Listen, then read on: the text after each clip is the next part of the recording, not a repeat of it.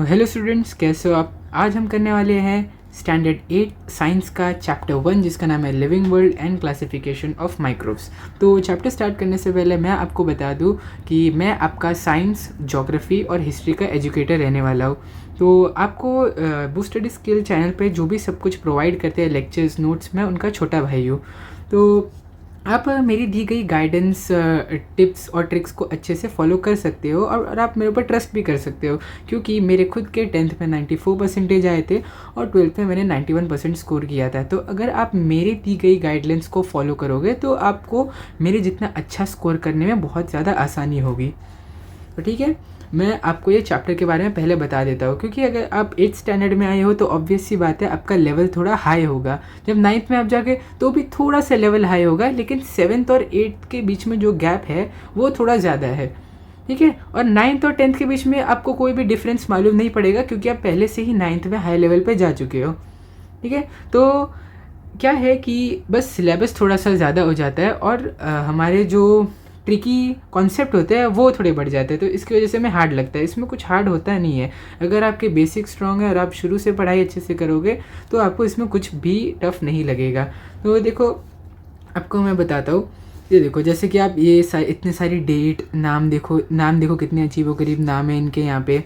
फिर आप ये सब देखो, ये कैसे है, लियोजिनेला न्यूमोनिए, स्टेफाइलोकोकस एरियस, क्लोस्ट्रीडियम ब्यूटिलिनम।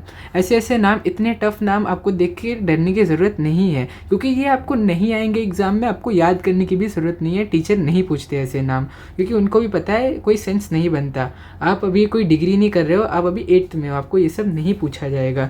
हाँ, कुछ कुछ इंपॉर्टेंट चीज़ें जैसे कि वॉल्वॉक्स, पैरामोशियम, यूग्लिना, ये सब आपको पूछे जाते हैं एग्ज़ाम में। तो जो जो आपको पूछा जाएगा वो मैं आपको ज़रूर बताऊँगा। तो देखो, ये सब भी इतने टफ नाम है, तो इसमें से जो जो याद करना है आपको, मैं वो सब आपको बता दूंगा। और जिस पे ध्यान देने की ज़रूरत नहीं है मैं आपको सीधे सीधे बोल दूंगा, नहीं पढ़ना है ये, छोड़ो इसे।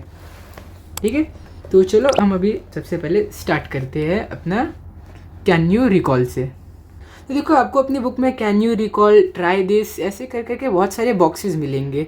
तो इनका आंसर देने का आपको ट्राई करना है, ताकि आप अच्छे से अपना स्टडीज़ में थोड़ा इंटरेक्शन भी आपको अपनी बुक में दिखे। इसीलिए आपके महाराष्ट्र बोर्ड वाले ऐसे बॉक्सेस आपको देते हैं। तो कैन यू रिकॉल में हमेशा क्या होता है, ये आपको पिछले साल का कोई क्वेश्चन पूछेंगे और उसका आंसर आपको देना है। What is hierarchy for classification of living organism.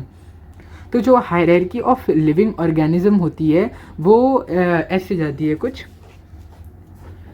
हो सकता है आपने 7th में इसे डिटेल में पढ़ा हो। मैं अभी आपको बताता हूँ कि हायरार्की ऑफ लिविंग ऑर्गेनिज्म क्या होता है। तो जब आप अपने हायर स्टैंडर्ड्स में जाओगे आपको कुछ ऐसा क्लासिफिकेशन देखने को मिलेगा। किंगडम, फाइलम,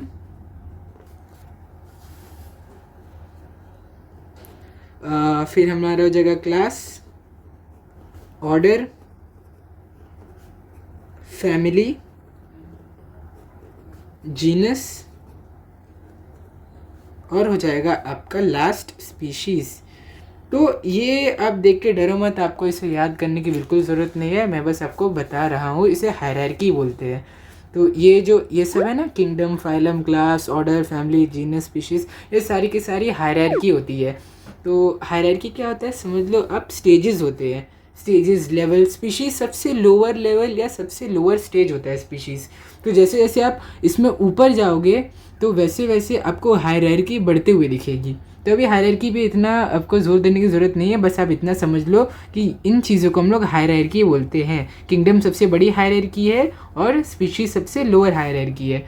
तो इसमें अगर आपको कुछ नहीं समझा तो कोई ज़रूरत नहीं, ये आपके एग्ज़ाम में अभी नहीं आएगा। ये बस आपके बुक में दिया था, इसीलिए मैंने समझा दिया आपको। तो ये क्या है, who invented the binomial system of nomenclature. तो बायोनॉमियल सिस्टम क्या होता है कि कोई भी स्पीशीज़ अगर होती है, आपने अगर कभी ध्यान दिया होगा, कोई भी स्पीशीज़ होती है हम उसे एक साइंटिफिक नेम देते हैं और उस साइंटिफिक नेम में 2 वर्ड होते हैं। तो वो 2 वर्ड क्या होंगे, समझ लो बायोनॉमियल सिस्टम है ना। तो अगर आप जो मैंगो आप खाते हो उसका अगर आप साइंटिफिक नेम देखने जाओगे तो उसे बोलते हैं मैग्नीफेरा इंडिका। तो ये क्या, ये हो गया इसका बायोलॉजिकल नेम, मैग्नीफेरा इंडिका। तो बायोनॉमियल क्यों बोलते हैं, क्योंकि बाय यानी कि 2, नॉमियल यानी कि नेम, तो टू नेम सिस्टम, तो हो गया दो नेम। तो ऐसे आप कोई भी स्पीशीज़, जैसे कि हम ह्यूमंस क्या होते हैं, हम ह्यूमंस होते हैं होमोसेपियंस, तो हमारा साइंटिफिक नेम है होमोसेपियंस, दो वर्ड है हमारे पास।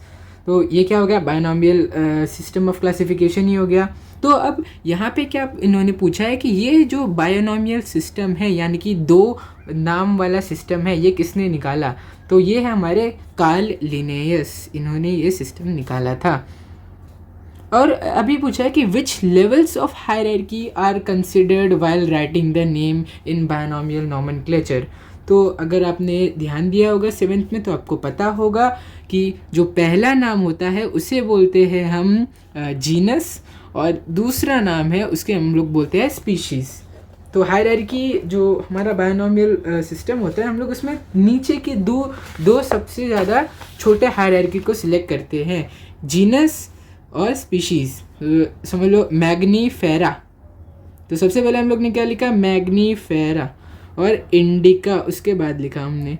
तो मैग्नीफेरा क्या हो गया, जीनस हो गया, इंडिका क्या हो गया, स्पीशीज़ हो गया। तो इस क्वेश्चन का आंसर क्या होगा कि which levels of hierarchy are considered while writing the name in binomial nomenclature. तो आपका आंसर होगा जीनस एंड स्पीशीज़।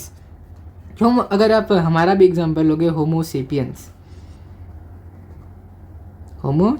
तो होमो क्या है, हमारा जीनस, और सेपियंस क्या है, हमारे स्पीशीज़ का नाम। ठीक है, तो चलो अभी आगे बढ़ते हैं। हम लोग ने कैन यू रिकॉल तो कर लिया, अभी हम देखते हैं यहाँ पे क्या कुछ हमें डेफिनेशंस दिए, उसे हमें ध्यान देना है। तो लास्ट ईयर मतलब पिछले साल हम लोग ने क्या देखा था कि living organism on earth have adapted according to geographical region, food ingestion, defence etcetera. तो हम लोग ने पिछले साल पढ़ा था कि जो वेरियस लिविंग ऑर्गेनिजम्स होते हैं उन्होंने कैसे अपने आप को अडेप्ट किया है वेरियस जोग्राफिकल रीजन्स के हिसाब से, या फिर फूड रिक्वायरमेंट देखे तो डिफेंस के हिसाब से। तो मैं आपको सबका एक एक एग्जाम्पल देता हूँ। जोग्राफिकल रीजन, तो सबसे पहले जोग्राफिकल रीजन की अगर आप बात कर रहे हो तो मैं आपको दिखाता हूँ। तो समझ लो अभी एक हमारे पास है पोलार बेर, एक है हमारे पास पोलार बेर। एक सेकेंड मैं पेन बदल लेता हूँ, थोड़ी आपकी लाइट चल रही है। पोलार बेर और ग्रिजली बेर। तो आपने क्या देखा है कि पोलार बेर आइस लाइक कंडीशंस में रहते हैं। पोलार बेर यानी कि आइस बेर, तो आइस बेर का एंटार्क्टिका में रहता है जहाँ पे बर्फ़ गिरती है। और ग्रिजली बेर कहाँ रहते हैं, एकदम वार्म और ह्यूमिड रीजन्स में हमने देखने को मिलता है। अगर आप कोई एवरग्रीन एकदम घने जंगल में जहाँ पे तापमान उतना ज़्यादा नहीं, बस एकदम एवरेज 25 से 30 डिग्री सेल्सियस का जो टेम्परेचर होता है, ग्रिजली बेर हमें वहाँ मिलता है। अब है तो दोनों भालू ही, लेकिन दोनों भालू क्योंकि अलग अलग जोग्राफिकल रीजन में रहते हैं, ये एंटार्क्टिका में रहते हैं और ये ट्रॉपिकल फॉरेस्ट में रहते हैं। एंटार्क्टिका में टेम्परेचर बहुत कम होता है और ट्रॉपिकल फॉरेस्ट में टेम्परेचर मीडियम में होता है। तो है तो दोनों ही भालू, लेकिन इन्होंने अपने आप को अडेप्ट कर लिया है उस हिसाब से जहाँ पे रहते हैं। तो अगर मैं एक पोलार बेर को इस वार्म और ह्यूमिड रीजन में भेज दूँ और ग्रिजली बेर को इस आइस लाइक कंडीशन में भेज दूँ, तब क्या होगा, दोनों ही मर जाएंगे, क्योंकि दोनों की ही अपनी जगह की आदत है, अपनी जोग्राफिकल रीजन की आदत है। क्योंकि ग्रिजली बेर ठंड के कारण मर जाएगा और पोलार बेर उसका इतना थिक फर होता है कि गर्मी में वो बेचारा गर्मी से बेहाल होकर मर जाएगा। तो अभी हम देखते हैं सेकंड क्या है, फूड इंजेक्शन। तो फूड इंजेक्शन में मैं आपको एग्जांपल देता हूँ स्नेक और क्रोकोडाइल का। एक है हमारे पास स्नेक, क्रोकोडाइल। तो अगर आप स्नेक और क्रोकोडाइल को देखोगे तो ये खाना कैसे खाते हैं, ये सीधा खाना निकल जाते हैं अपना। तो आपने अगर मूवीज़ देखी होगी एनाकोंडा जैसी, या फिर आप डिस्कवरी देखते होगे, तो आप देखते होगे कि क्रोकोडाइल और स्नेक क्या करते हैं। स्नेक तो पूरा खाने को ही अपना निगल जाते हैं सीधा, कोई अगर उन्हें हिरन मिल गया, कोई भी खाना मिल गया, वो सीधा अपना खाने को निगल जाते हैं। और आप देखते होगे कि वो खाने के बाद कुछ ऐसे हो जाते हैं, ये होता है उनका मुंह और ये होता है उनका खाना। तो ये खाने को सीधा निगल गए, ये चबाया नहीं इन्होंने, ये सीधा निगल जाता है। क्रोकोडाइल को भी अगर आप देखोगे तो क्रोकोडाइल छोटे छोटे पीसेस काटता है अपने शिकार से और उसे निगल जाता है। लेकिन हम ह्यूमन बींग्स क्या करते हैं, हम अच्छे से अपने खाने को चबा कर खाते हैं, क्योंकि हमारे पास वैसे टीथ होते हैं। ये टीथ सिर्फ एप्स के पास होते हैं, हमारे पास और अलग अलग बंदरों के पास होते हैं, तो जिसकी वजह से हम अपने खाने को चबा पाते हैं अच्छे से, क्योंकि हमारे टीथ का शेप कुछ ऐसा होता है। क्या कभी आपने किसी क्रोकोडाइल या सांप को देखा है ऐसा टीथ का शेप हो? क्योंकि जब ऐसा टीथ का शेप होगा तभी हम अच्छे से ग्राइंड कर पाएंगे हमारे खाने को और चबा कर खा पाएंगे। तो इससे क्या होता है कि हमारा खाना जल्दी टूट जाता है और हमारा पेट उसको जल्दी से पचा लेता है। तो अभी इसके आगे आती है डिफेंस मैकेनिज्म। तो डिफेंस मैकेनिज्म भी हर लिविंग ऑर्गेनिज्म अलग अलग फॉलो करता है। अगर आप जेलीफिश को देखोगे, एक मैं यहाँ पे आपको जेलीफिश बना के दिखा देता हूँ। ये बस एक रफ के लिए मैं आपको डायग्राम समझने के लिए बना रहा हूँ। तो ये मान लो आपकी है एक जेलीफिश, ठीक है। तो इसके पास होते हैं टेंटाकल्स। ये टेंटाकल्स आपने सुना होगा बहुत ज़्यादा जहरीले होते हैं, इनमें पॉइजन होता है, बहुत ज़्यादा खतरनाक होते हैं। ये किसी इंसान को 3 मिनट के अंदर अंदर भी मार सकते हैं, ऐसे खतरनाक जेलीफिश होती है। तो देखो, तो ये टेंटाकल्स ये किस लिए यूज़ करते हैं? या तो अपना शिकार को पकड़ने के लिए यूज़ कर सकते हैं, जिन्हें हम प्रे बोलते हैं, प्रे यानी कि शिकार, या तो ये खुद के डिफेंस के लिए यूज़ कर सकते हैं। अगर इन्हें कोई और मछली खाने आ रही है, अगर इन्हें कोई मछली खाने आ रही है तो ये सीधा उनमें इंजेक्ट कर देंगे अपना पॉइजन। ये टेंटाकल्स में पॉइजन होता है, सुई जैसे होते हैं इनके अंदर, ऐसे ये सीधा अपने शिकार के अंदर या फिर शिकारी के अंदर भी ये इसे इंजेक्ट कर दे ताकि ये अपना डिफेंस मैकेनिज्म फॉलो करे। तो इसी से अपना डिफेंस भी करते हैं। तो अगर आप मान लो, अगर आप एक हॉर्स का एग्जांपल ले रहे हो, हॉर्स का कोई समझ लो हॉर्स है और उसका शिकार करने के लिए कोई लायन आ गया, तो अभी बेचारे हॉर्स के पास तो कोई दांत है नहीं, लायन जैसे खतरनाक दांत या नाखून भी नहीं है हॉर्स के पास। तो हॉर्स के पास क्या होता है, उसकी पीछे की जो पैर होते हैं, पीछे के लेग्स, जिसे आप हाइंड लेग बोलते हो, हाइंड लेग, पीछे जो हॉर्स के पीछे होते हैं हाइंड लेग, ये ऐसे कुछ दिखते हैं, आपने देखा होगा ऐसे कुछ दिखते हैं। ये बहुत ज़्यादा खतरनाक होते हैं। अगर ये ऐसे दिखते हैं, ये देखो ये हॉर्स की पूंछ है, अगर इन्होंने ऐसा ये लात किसी शेर के मुंह पे मार दिया तो उसका मुंह टूट जाएगा और फिर शेर भी मर जाएगा। तो ये है हॉर्स का डिफेंस मैकेनिज्म। तो ऐसे ही अलग अलग ऑर्गेनिज्म में आपको अलग अलग डिफेंस मैकेनिज्म देखने को मिलेंगे। तो 2000 तो यहाँ पे क्या दिया है, while adapting many differences are observed in organism of same species too। मतलब सेम स्पीशीज़ के ऑर्गेनिज्म में भी आपको बहुत सारे डिफरेंट अडेप्टेशन देखने को मिलेगी। जैसे मैंने आपको ये बताया, भालू, ये पोलार बेयर और ग्रिजली बेयर दोनों सेम स्पीशीज़ है, दोनों ही भालू है, लेकिन दोनों के अडेप्टेशन देखो, एक आइस लाइक कंडीशन में ज़िंदा रहता है और एक एकदम वार्म और ह्यूमिड कंडीशन में ज़िंदा रहता है, और दोनों ही अगर दोनों की जगह को स्वैप कर दिया तो दोनों मर जाएंगे। ये तो यहाँ पे क्या दिया है, टू स्टडी अ वास्ट, हाँ, तो यहाँ पे एक बहुत इंपॉर्टेंट चीज़ कही है, अकॉर्डिंग टू 2011 सेंसस। तो देखो सेंसस हर 10 साल पे होता है। तो सेंसस कैसे, 1991 में एक सेंसस हुआ, फिर 2001 में एक सेंसस हुआ, 2011 में एक सेंसस हुआ है, अभी फिर 2021 में भी एक सेंसस हुआ है। तो अभी अगला सेंसस कब होगा, 2031 में होगा। हर 10-10 साल पे होता है वो सेंसस। तो हमें 87 मिलियन स्पीशीज़ देखने को मिली ऑर्गेनिज्म की। हालांकि आपकी बुक में एक मिस्टेक है, यहाँ पे 8.7 मिलियन होना चाहिए, इन्होंने 87 मिलियन लिखा है, लेकिन तब भी आप अपने टीचर से पूछ लो, क्योंकि अगर आप गूगल करोगे आपको 8.7 मिलियन ही मिलेगा, लेकिन अगर आपका टीचर चाहता है कि आप 87 लिखो तो आप एग्ज़ाम में भी 87 मिलियन ही लिख के आना। तो देखो आप खुद ही सोचो कि 87 मिलियन, 87 नहीं 8.7 मिलियन स्पीशीज़, इतना बड़ा नंबर है। क्या कोई इंसानी दिमाग 8.7 मिलियन नाम भी याद कर सकता है? तो हम कैसे सोच सकते हैं कि कोई भी 8.7 मिलियन स्पीशीज़ को याद भी करे, उनके कैरेक्टरिस्टिक को भी देखे, उनके अडेप्टेशन को भी देखे? तो ऐसा तो पॉसिबल है नहीं। तो इसीलिए हम क्या करते हैं, हम ग्रुप बना देते हैं, ग्रुप और सब ग्रुप बना देते हैं ऑर्गेनिज्म के। तो अगर आप समझ लो कोयल है और कौवा है, दोनों ही चिड़िया है, तो हम लोग ने क्या किया, इन दोनों को चिड़िया वाले एग्जाम्पल में डाल दिया। तो चिड़िया के बारे में अगर आप सोचोगे, मतलब सॉरी चिड़िया नहीं, चिड़िया भी एक अलग चीज़ है, आप दोनों को बर्ड के ग्रुप में डाल दो। कोयल कौवा दोनों के दोनों बर्ड है। तो जैसे ही मैंने बर्ड बोला, आपके दिमाग में क्या आएगा कि एक बर्ड है, बर्ड के पास क्या होता है, 2 विंग्स होते हैं, एक बीक होता है, 2 क्लॉस होते हैं, 2 फुट होते हैं, जिसमें क्लॉज होते हैं, वो उड़ सकते हैं, दे कैन फ्लाई। और ये जो बीक की हेल्प से ये या तो इंसेक्ट खाएंगे या तो ये सीड्स खाएंगे। और ये क्या करते हैं, ये अंडे देते हैं, एग्स लेड बाय देम, ये अंडे भी देते हैं। तो ये आपको कैसे पता चला? ये तो दोनों में कॉमन है, कोयल में भी कॉमन है, कौवे में भी कॉमन है। तो ये आपको पता कैसे चला? क्योंकि हमने इसे एक ग्रुप बर्ड में डाला है। तो बर्ड्स को अगर आप साइंटिफिक लैंग्वेज में बोलोगे तो हम इन्हें बोलते हैं एव्स। आपको याद रखने की ज़रूरत नहीं है, बस मैं बोल रहा हूँ कि साइंटिफिक लैंग्वेज में इन्हें एव्स बोला जाता है। तो ये हमें एक कैरेक्टरिस्टिक मालूम है कि इनके पास 2 विंग होते हैं, एक बीक होता है, 2 क्लॉज होते हैं, 2 फुट होते हैं। आपने देखा है ना कि कौवे जो होते हैं वो ऐसे खड़े नहीं होते, कौवे कोयल। तो हर बर्ड के पास ऐसा 2 ये होता है। हर बर्ड उड़ सकती है, कुछ कुछ को छोड़ के, जैसे कि ऑस्ट्रिच एक एक्सेप्शन है।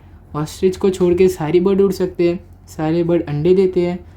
तो ये आपको कैसे पता चला? क्योंकि हमने एक पर्टिकुलर ग्रुप बना के रखा था इनका, तो इसकी वजह से मालूम पड़ा। इसीलिए हम हर एक एनिमल को हम क्लासीफाई करते हैं। अगर मैंने बंदर बोला तो बंदर में कौन कौन आ गया? गोरिल्ला आ गया, चिंपैंजी आ गया, फिर बहुत अलग टाइप के बंदर आ गए, इंसान भी आ गए। तो लेकिन हमें ये तो पता है कि बंदर के कुछ कुछ कॉमन कैरेक्टरिस्टिक होते हैं, जैसे कि उनके शरीर पे बाल होते हैं और बंदर के पास हाथ होते हैं। आपने देखा होगा बंदर के हाथ हमारे जैसे होते हैं। तो बंदर के पास पैर भी होते हैं, कोई कोई बंदर के पास पूँछ होती है, कोई कोई के पास नहीं होती। ऐसे ही हमें आइडिया लग सकता है अगर हम क्लासीफाई करें ऑर्गेनिज्म को, ठीक है। तो this process of dividing living organism into group and sub group is called as biological classification. तो इस मेथड को, जिसमें आप एक पर्टिकुलर ऑर्गेनिज्म को ग्रुप के अंदर डालते हो, इसे हम बोलते हैं बायोलॉजिकल क्लासिफिकेशन।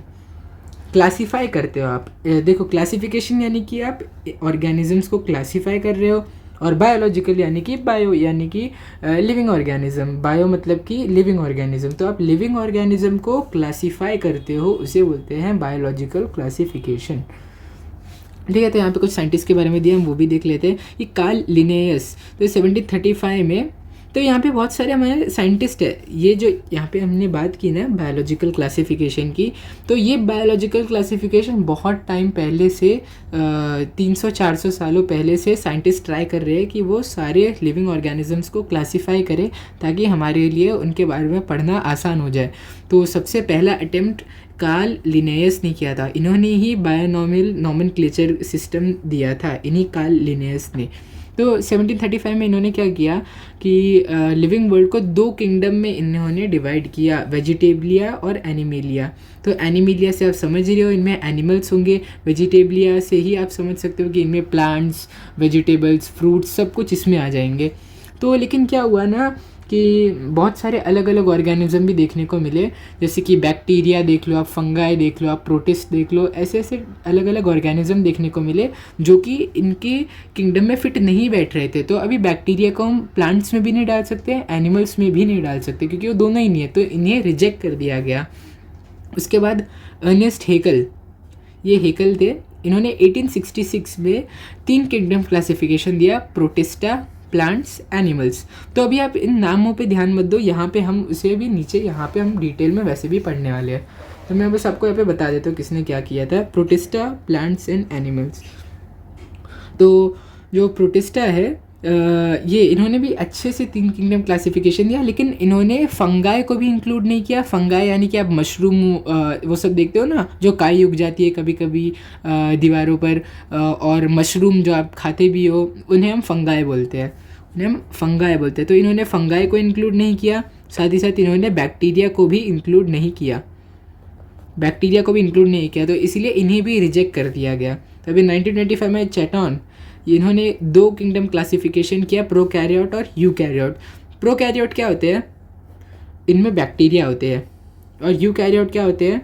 जिसमें सारे मॉडर्न ऑर्गेनिज्म आ जाते हैं। प्लांट्स ले लो आप, एनिमल्स ले लो या प्रोटिस्टा ले लो, सारे के सारे मॉडर्न ऑर्गेनिज्म है। और बैक्टीरिया क्या है? Primitive organism. प्रोकैरियोट मतलब ही क्या होता है? प्रिमिटिव। और प्रिमिटिव मतलब क्या होता है? बहुत पुराने, हज़ारों साल पुराने।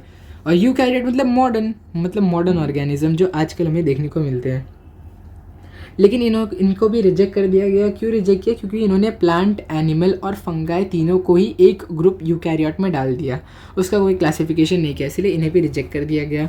तभी कोपलैंड जो है, इन्होंने 4 किंगडम क्लासिफिकेशन किया, मोनेरा, प्रोटिस्टा, प्लांट्स, एनिमल्स। तो अभी इन्होंने क्या किया कि मोनेरा जो है, मोनेरा को तो इन्होंने इंक्लूड किया। मोनेरा, अब कंफ्यूज मत हो ना, मोनेरा मतलब बैक्टीरिया ही होता है, बैक्टीरियाज के ये किंगडम को हम मोनेरा ही बोलते हैं। तो बैक्टीरिया, चाहे कोई मोनेरा बोले या प्रोकैरियोट बोले, इसका मतलब आपको एक ही समझना है, वो है बैक्टीरिया, ठीक है। तो इन्होंने प्रोटिस्टा को भी इंक्लूड किया, प्लांट को भी, एनिमल को भी इंक्लूड किया, लेकिन एक चीज़ ये नहीं किए, फंगाई को इन्होंने इंक्लूड नहीं किया। फंगाई को इन्होंने प्लांट्स के साथ डाल दिया, जबकि प्लांट और फंगाई के बीच में बहुत ज़्यादा डिफरेंस होता है, तो इसीलिए इन्हें भी रिजेक्ट कर दिया गया। फिर आखिरी में हमारे पास आए R.H. विटेकर। तो इन R.H. विटेकर ने क्या किया, हमें एक 5 किंगडम क्लासिफिकेशन दिया, और इनके 5 किंगडम क्लासिफिकेशन में हमारे पास थे, देखो सबसे पहले था हमारे पास इसमें, एक सेकेंड मैं आपको एकदम बीच में लिख के दिखाता हूँ। सबसे पहले थे हमारे पास मोनेरा, फिर हमारे पास आए प्रोटिस्टा, फिर इन्होंने, मैं आपको नाम लिख के देता हूँ, मोनेरा, प्रोटिस्टा, फंगाई, प्लांट्स और एनिमल्स। तो इन्होंने ऐसे 5 किंगडम हमें दिए। तो देखो इसमें तो कोई भी ऑर्गेनिज्म नहीं बचा, इसमें मोनेरा यानी कि बैक्टीरिया भी आ गए, प्रोटिस्टा भी आ गए, फंगाई भी आ गए, प्लांट भी आ गए, एनिमल भी आ गए। तो अभी हम देखते हैं, इन्होंने अपना एक क्राइटेरिया रखा था कि किस क्राइटेरिया के बेसिस पे हम ऑर्गेनिजम्स को क्लासीफाई करके इन 5 में से एक ग्रुप में डालेंगे। तो देखो अगर हमें कोई भी एक नया ऑर्गेनिज्म मान लो हम लोग ने डिस्कवर किया, तो अभी हम उसे मोनेरा में रखें, प्रोटिस्टा में रखें, फंगाई में रखें, प्लांट, एनिमल किस में रखें, ये हमें इसका क्लैरिफिकेशन नहीं है। तो हम क्या करेंगे, हम इनके क्लासिफिकेशन को देखेंगे। तो इनके क्लासिफिकेशन के हिसाब से जो भी ऑर्गेनिज्म एक पर्टिकुलर किंगडम के क्राइटेरिया में बैठता है, हम उसे उसमें डाल देंगे। मान लो हमें एक ऑर्गेनिज्म है, ये है, मान लो ये हमारे पास एक ऑर्गेनिज्म है, ये ग्रीन ऑर्गेनिज्म है, ये आपको यहाँ से दिख रहा है कि ये ग्रीन है, मतलब ये फोटोसिंथेसिस करता होगा। अब ये फोटोसिंथेसिस करता है मतलब ये होगा हमारा ऑटोट्रॉफ वो होते हैं जो खुद का खाना खुद बना सकते हैं। तो ये है हमारा क्लोरोफिल करने वाला ऑर्गेनिज्म। तो अभी हमें ये पता नहीं कि हम उसे मोनेरा में डालें, प्रोटिस्टा में डालें, फंगाई, प्लांट, एनिमल किस में डालें। तो सबसे पहले इनका मोड ऑफ न्यूट्रिशन कहाँ गया, हमें वो देखना पड़ेगा। मोड ऑफ न्यूट्रिशन दिख गया, तो हमें क्या दिखा, प्लांट्स ऑटोट्रॉफिक है, फोटोसिंथेटिक है। तो हमारा ये ऑर्गेनिज्म ग्रीन है, इसमें क्लोरोफिल है, मतलब ये फोटोसिंथेसिस कर सकता है, फोटोसिंथेटिक है, और ये ऑटोट्रॉफिक है। तो हम क्या करेंगे, इसे सीधा इसके अंदर डाल देंगे, प्लांट वाले किंगडम के अंदर हम इसका नाम डाल देंगे कि ये प्लांट किंगडम को बिलोंग करता है। तो देखो ऐसे ही कन्फ्यूजन्स को अवॉइड करने के लिए विटेकर सर ने हमें ऐसे ही 5 किंगडम्स को दिया है, ताकि अगर एक किंगडम एक क्राइटेरिया फेल हो जाए तो हम दूसरे क्राइटेरिया को देखें। ठीक है, तो अभी हम देखते हैं कि इसका ये क्राइटेरियाज है क्या। मैंने आपको एक तो पहले ही बता दिया, अभी हम बाकी देखते हैं। Complexity of structure, cell structure. तो एक सेल स्ट्रक्चर कितना ज़्यादा कॉम्प्लेक्स होगा, अगर वो कॉम्प्लेक्स है, बहुत ज़्यादा कॉम्प्लेक्स है, तो हम उसे सीधे यूकैरियोट की क्लास में डाल देंगे, हम उसे सीधे यूकैरियोट की क्लास में डाल देंगे। अगर वो उसका कॉम्प्लेक्सिटी ऑफ का स्ट्रक्चर बहुत ज़्यादा सिंपल है तो हम उसे डाल देंगे प्रोकैरियोट में, क्योंकि प्रोकैरियोट क्या होता है, यूनिसेल्युलर ऑर्गेनिज्म, बहुत बेसिक ऑर्गेनिज्म होते हैं, इनमें कुछ भी ज़्यादा कॉम्प्लेक्सिटी नहीं होती है। अगर अब हमें देखोगे हम बहुत ज़्यादा कॉम्प्लेक्स ऑर्गेनिज्म है, तो इसीलिए हम यूकैरियोट में आते हैं। प्रोकैरियोट में कौन, बस बेसिक चीज़ें होती है जिसकी वजह से वो ज़िंदा है। तो कॉम्प्लेक्सिटी ऑफ ऑर्गेनिज्म, अभी हम ऑर्गेनिज्म की कॉम्प्लेक्सिटी देखेंगे कि वो यूनिसेल्युलर है या मल्टी सेल्युलर है।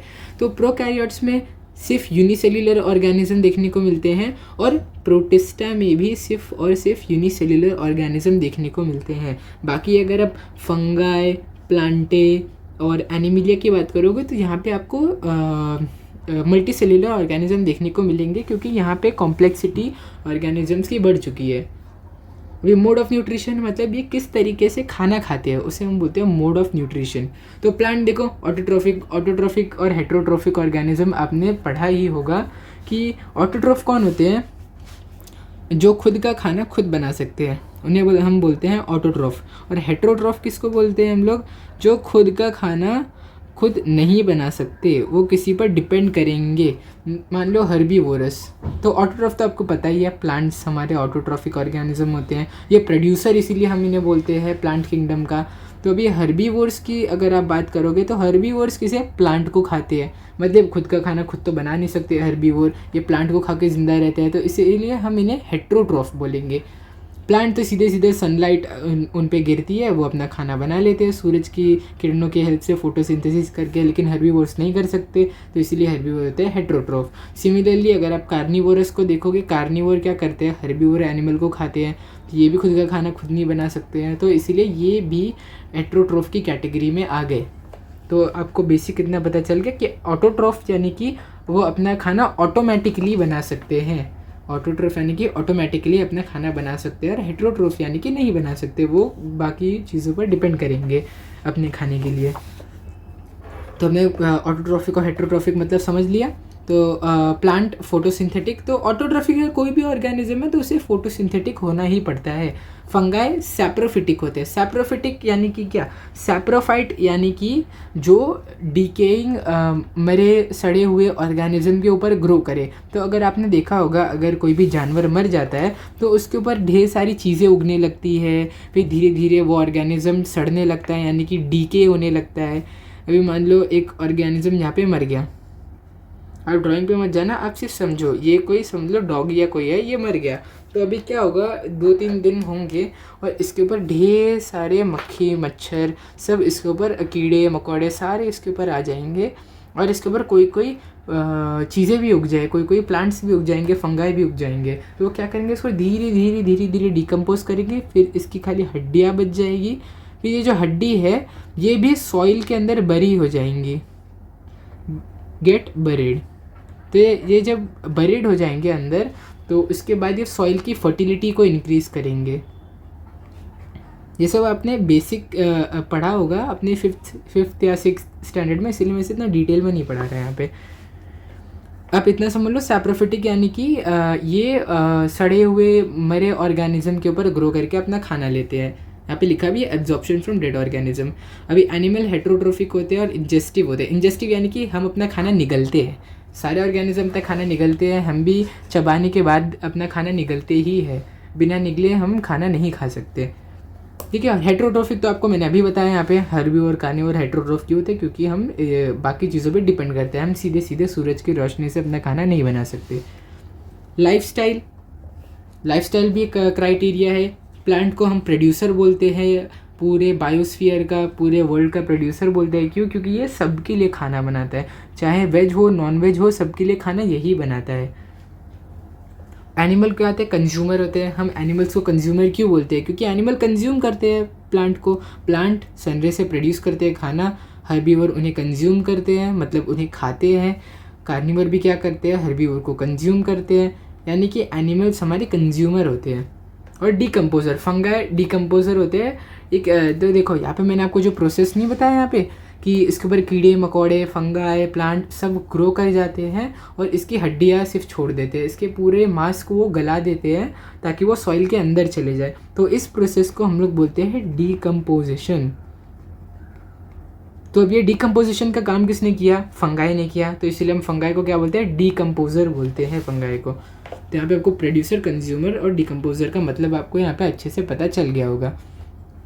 अभी फाइलोजेनेटिक रिलेशनशिप यानी कि एवोल्यूशनरी रिलेशनशिप, ये बहुत ज़्यादा कॉम्प्लेक्स है। आप बस ध्यान रखो मैं क्या बता रहा हूँ आपको, कि अभी समझ लो एवोल्यूशनरी रिलेशनशिप में अगर मैं बात करूँ तो जब हमारी धरती पहली बार बनी थी तो सबसे पहले कहा जाता है थियरी के हिसाब से कि मोनेरा आए थे। मोनेरा यानी कि बैक्टीरिया।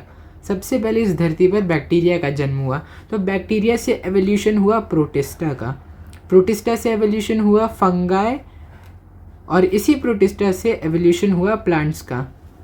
तो ये प्रोटिस्टा 2 हिस्सों में बट गया और फंगाई और प्लांट्स इसने बना दिया। फिर प्लांट्स आने के बाद हमारे आए एनिमल्स। तो एनिमल सबसे लेट थे एवोल्यूशन में। हमने देखा सबसे पहले आए थे मोनेरा यानी कि बैक्टीरिया, बैक्टीरिया से बने प्रोटिस्टा, प्रोटिस्टा से बने फंगाई और प्लांट से बने एनिमल्स।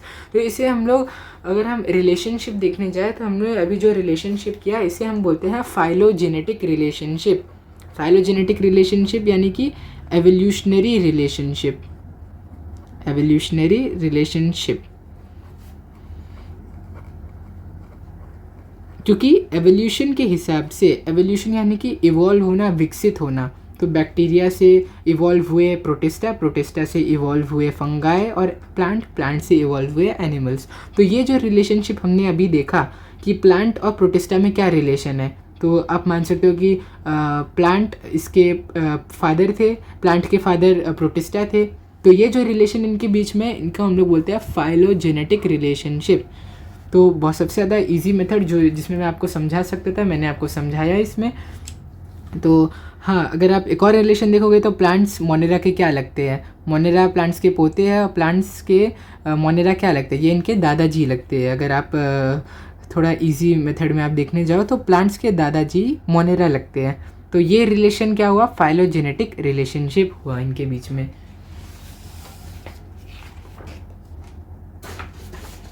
ठीक है। तो हाँ, यहाँ पे कुछ इंपॉर्टेंट चीज़ें हैं, ये मैंने आपको बताया नहीं कि फंगाई में सेल वॉल प्रेजेंट होती है, प्लांट में भी सेल वॉल प्रेजेंट होती है, लेकिन एनिमल में नहीं होती। ये आपको याद रखना है कि एनिमल में सेल वॉल नहीं होती, बाकी सब में सेल वॉल प्रेजेंट होती है।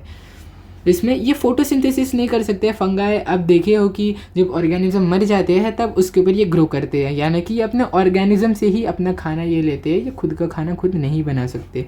ठीक है। और यहाँ पे क्या है, cell wall present in organism can perform photosynthesis. तो हमने देखा था प्लांट क्या होते हैं, प्रोड्यूसर होते हैं। तो प्रोड्यूसर है इसीलिए ये फोटोसिंथेसिस कर सकते हैं, क्योंकि ये फोटोसिंथेसिस कर सकते हैं इसीलिए ये प्रोड्यूसर है हमारे लिविंग वर्ल्ड के। ठीक है। तो यहाँ पे क्लासिफिकेशन वाला पार्ट कंप्लीट हुआ। अभी हम देखते हैं कि RH व्हिटेकर ने कैसी कैसी क्लासिफिकेशंस किए थे। तो ब्रीफ आइडिया मैं आपको सारी क्लासेस का दे चुका हूँ, अभी यहाँ पे बस एग्जाम्पल है। तो ये क्या है, किंगडम मोनेरा। किंगडम मोनेरा मैंने आपको बताया था, मोनेरा यानी कि बैक्टीरिया, आप कभी भी कंफ्यूज मत होना, मोनेरा यानी कि बैक्टीरिया। बैक्टीरिया के क्लासेस, इसमें सिर्फ और सिर्फ बैक्टीरिया आपको मिलेगा और कोई नहीं मिलेगा। ये जो सारे नाम है ना, ये सारे बैक्टीरियाज के नाम है, इसमें से आपको कुछ भी याद रखने की ज़रूरत नहीं, इतनी खतरनाक नाम कोई नहीं पूछेगा।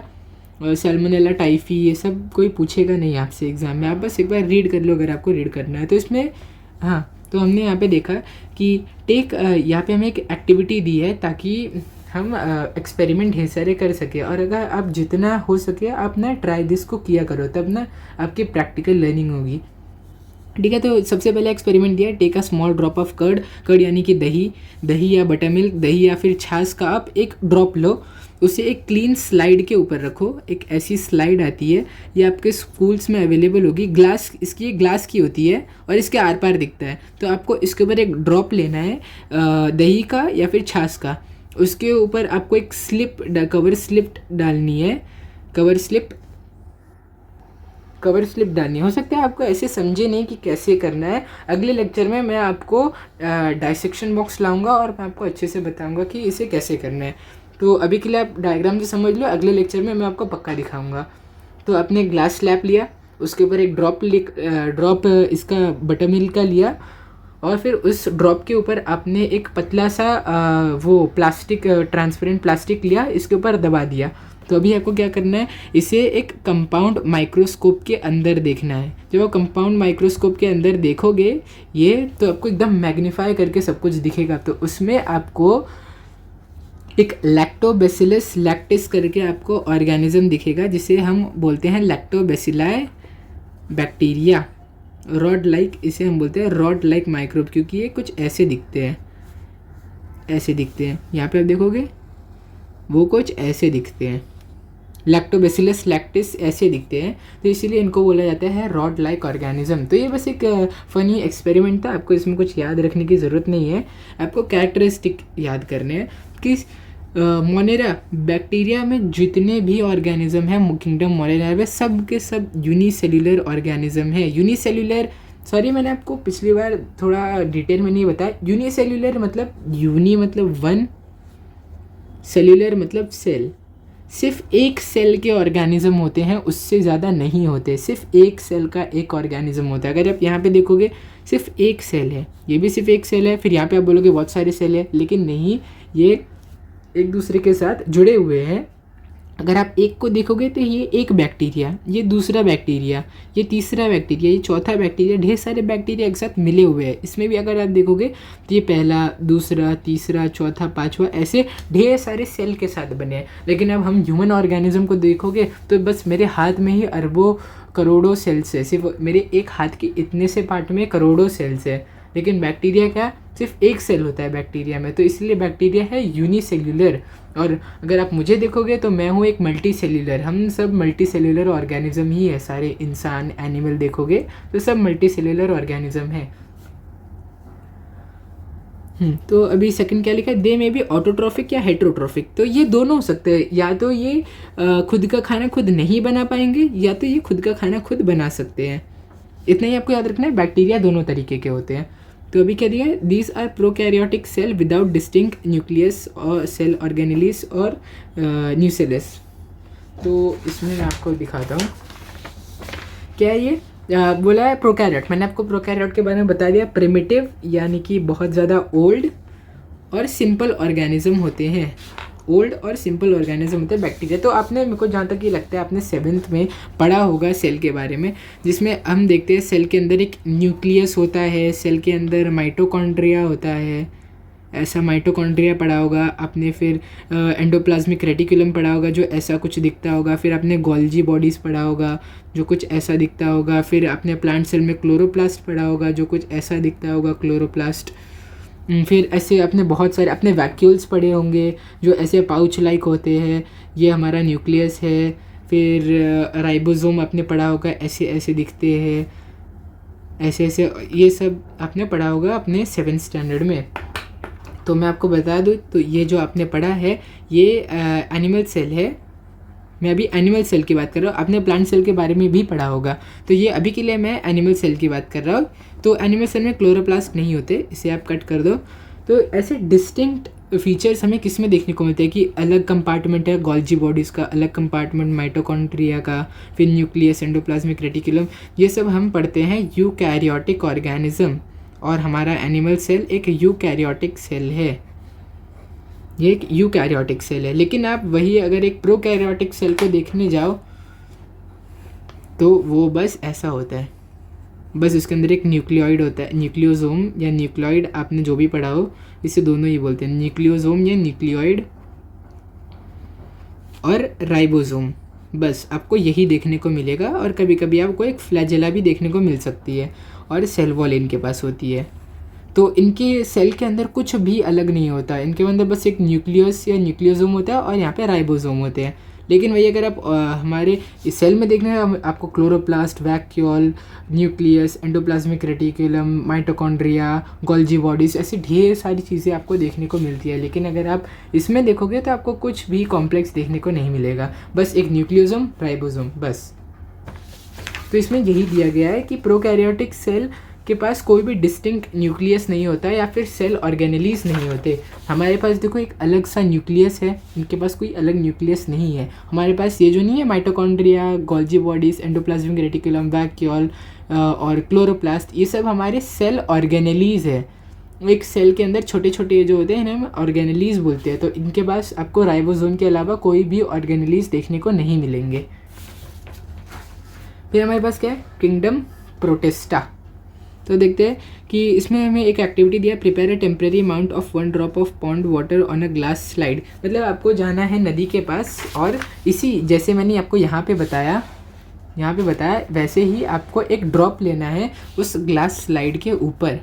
ये आपकी ग्लास स्लाइड है, आपने एक ड्रॉप पानी लिया इसके अंदर कोई भी नदी के पास जाके। फिर यहाँ पे क्या लिखा है, इसे हमें एक हाई पावर, लो पावर और हाई पावर माइक्रोस्कोप के अंदर देखना है। मतलब कि वही पावरफुल और लेस पावरफुल माइक्रोस्कोप के अंदर हमें इसे देखना है। ये माइक्रोस्कोप की लेंस है और यहाँ से हम देख रहे हैं इसे। तो फिर यहाँ पे लिखा है कि हमें you will find some motile microbe with irregular shape, these are amoebae. Amoeba, sorry amoeba.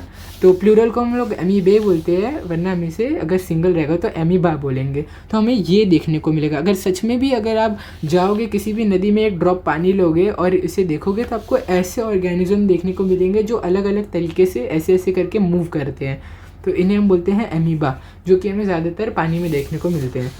तो ये तो बस एक्सपेरिमेंट है, आपको ज़्यादा ध्यान रखने की ज़रूरत नहीं है। कैरेक्टरिस्टिक अगर आप देखोगे तो protista are single celled organism with defined nucleus enclosed in a nuclear membrane.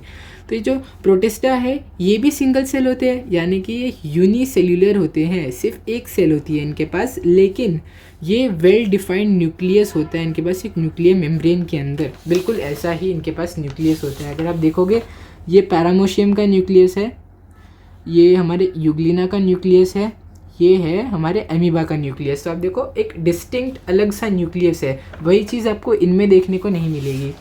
ये इन बैक्टीरियाज में आपको कोई न्यूक्लियस अलग सा देखने को नहीं मिलेगा। देखो मैंने यहाँ पे ड्रॉ भी किया है कि कोई अलग न्यूक्लियस नहीं है, मैंने इस बैक्टीरिया को अंदर से आपको ड्रॉ करके दिखाया है। कोई अंदर न्यूक्लियस नहीं है, कोई ऑर्गेनलीज नहीं है, लेकिन आप अगर इनके अंदर देखोगे आपको बहुत सारी चीज़ देखने को मिलेगी। ये देखो कितनी सारी चीज़ें आपको इनके अंदर दिख रही है। तो यहाँ पे वही कहा गया है।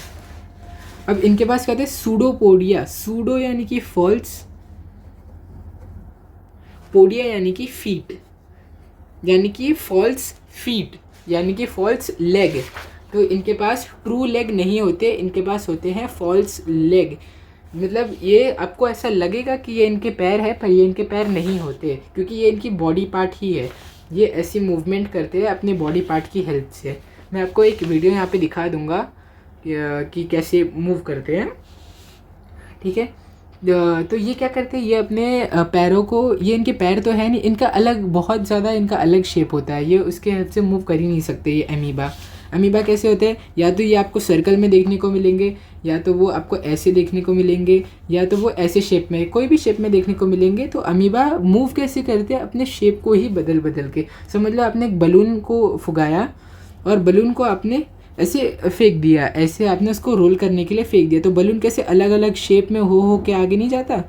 तो सेम वैसे ही शेप, वैसे ही तरीके से अमीबा हमारा आगे जाता है। और यहाँ पे दिया है कि हाँ, तो इसके हेल्प से मूव करता है इस फॉल्स फीट या फिर हेयर लाइक सीलिया। सीलिया क्या होते हैं, छोटे छोटे बाल जैसे स्ट्रक्चर होते हैं। समझ लो ये एक ऑर्गेनिज्म है, इसके ऊपर छोटे छोटे बाल जैसी चीज़ें हैं, इसे हम बोलते हैं सीलिया।